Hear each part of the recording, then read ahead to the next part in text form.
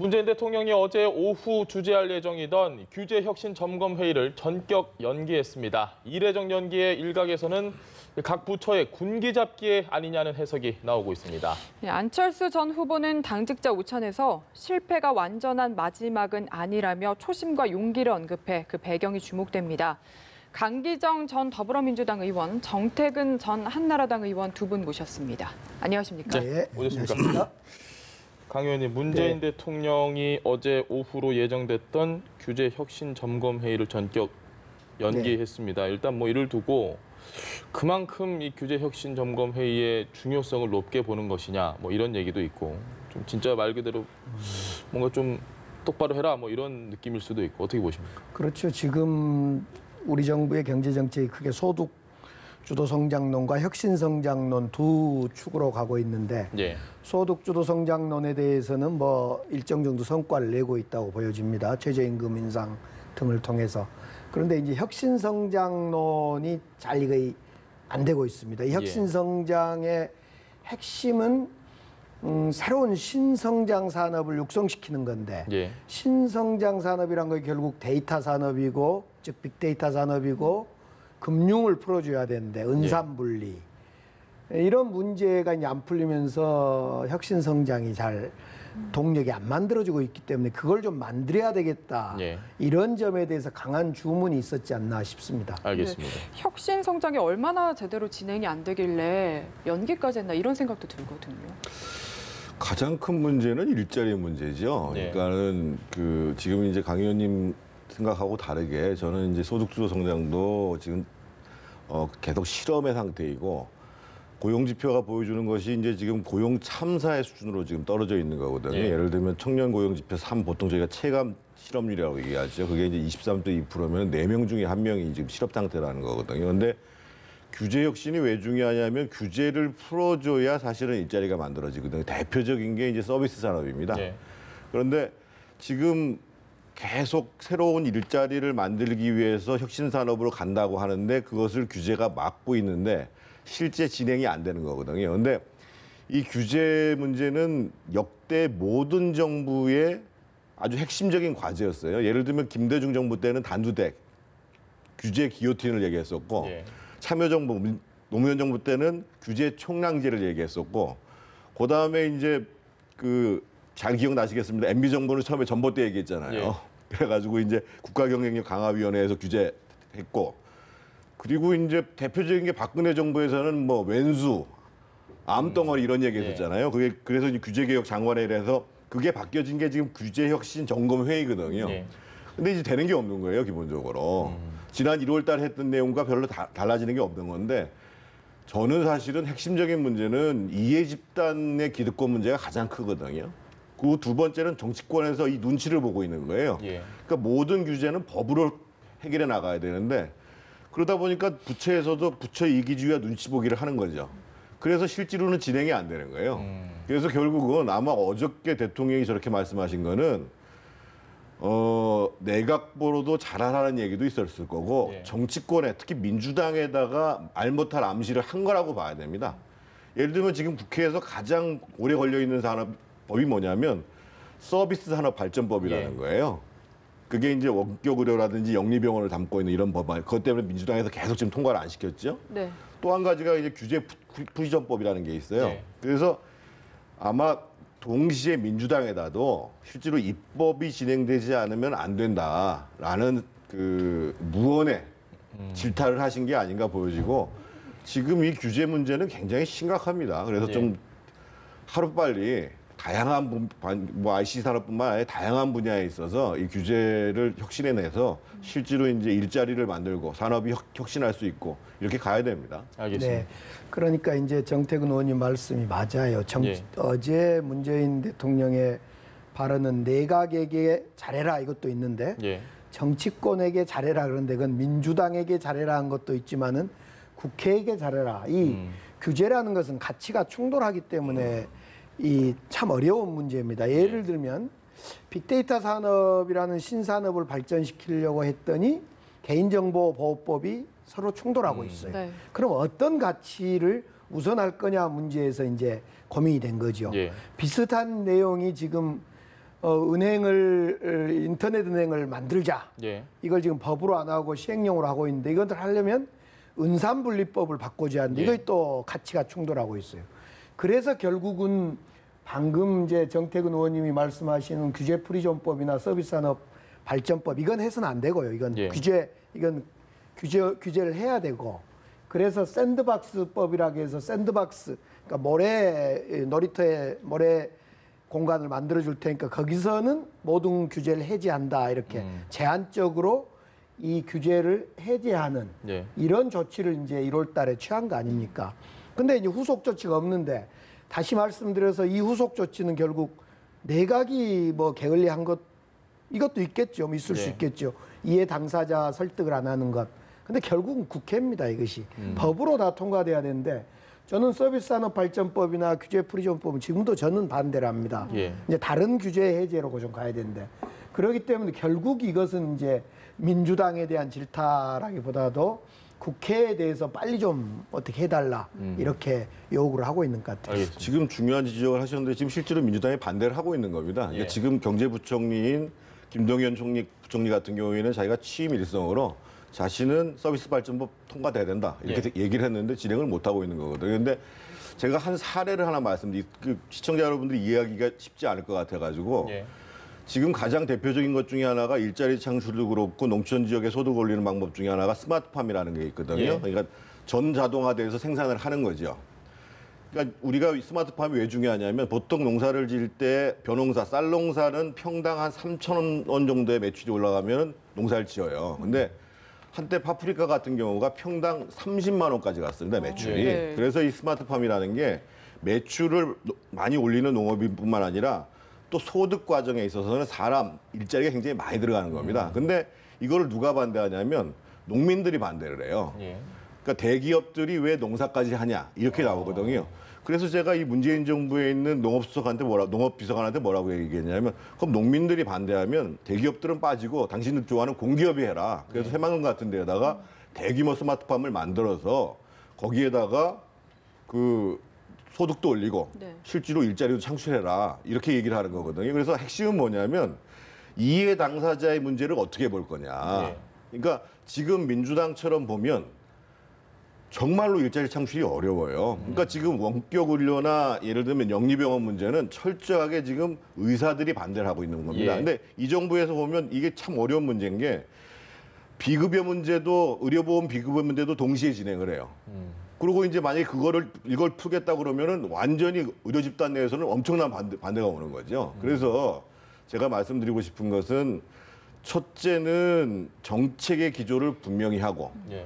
두 번째로는 실제로 이해 집단들을 설득할 수 있고 이해 집단에 동의하는 방식이 아니라 그리고 무엇보다도 세 번째로는 정치권에서 그런 표를 의식하는 판단보다도 실제로 국가의 장래, 산업의 장래, 일자리를 위해서 어떤 선택을 할 것인지에 대해서 저는 냉정하게 판단해야 된다고 봐요. 오해가 있을 것 같아서 민주당이 반대하지 않습니다. 예. 지금 서비스 산업 발전법이나 규제 프리존법은 우리 당론으로 분명히 반대입니다. 이것은 이 서비스 발전법이나 규제 프리존법은 반대하고 대신 지금 규제 샌드박스라든가 포괄적 네거티브 방식으로 좀 다르게 이걸 개인의 어떤 정보 또는 규제의 어떤 가치도 지키면서 신성장 산업을 발전시킬 수 있는 방식이 뭔가 해서 이 규제 프리존법은 모든 이걸 풀어불자 하는 거고 규제 샌드박스로 이렇게 좀 제한적으로 풀자 이런 그 고육지책을 마련한 겁니다. 그런 점에서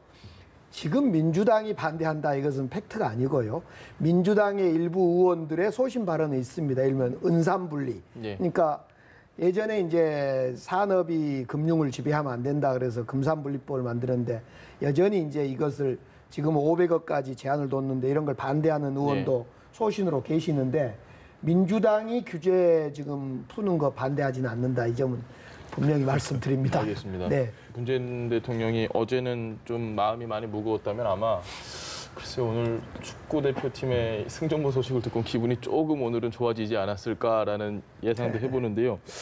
여의도로 좀 넘어와서 이야기를 해보겠습니다. 안철수 전 후보 이야기. 미국을 다녀온 뒤로 어제 오찬의 모습을 나타냈는데 그 이야기를 소개를 좀 해드리겠습니다. 이런 말을 했습니다. 실패가 완전히 마지막은 아니고 일을 이어갈 수 있는 용기가 중요하다. 솔직히 말씀드리면 저는 이 이야기가 무슨 이야기인지 정확하게 확 와닿지는 않거든요. 이게 무슨 뜻일까요?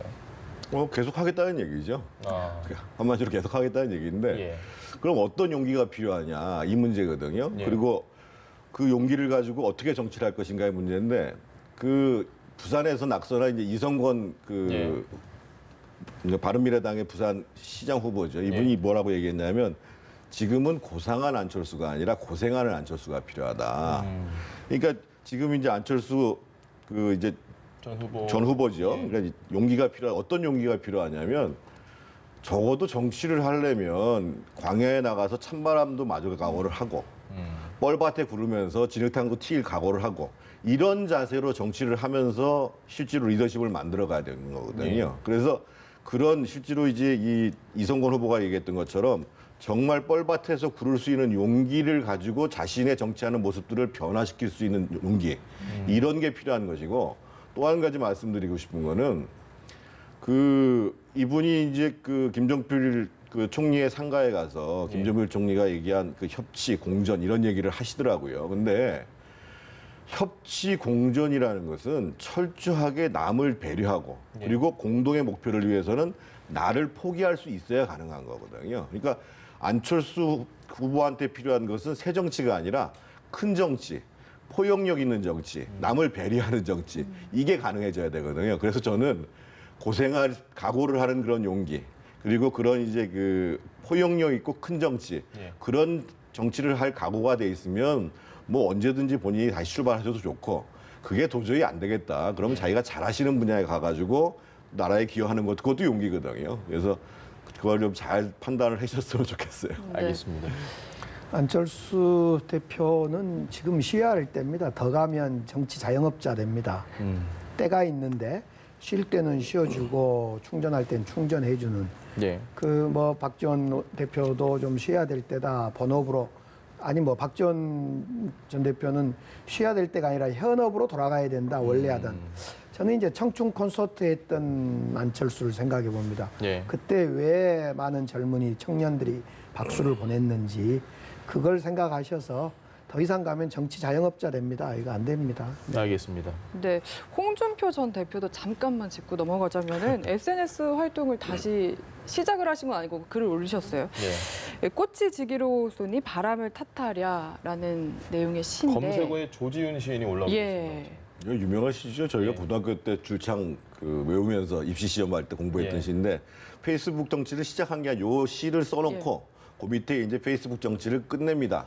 이렇게 했는데 정확히 어떤 의미인지는 모르겠습니다. 이 낙화의 시의 의미는 꽃이 지는 게 바람을 탓할 문제가 아니라 시간이 지나가는 거. 마지막 문장이 이렇게 됩니다. 꽃이 지는 아침은 울고 싶어라. 이렇게 끝나거든요. 네.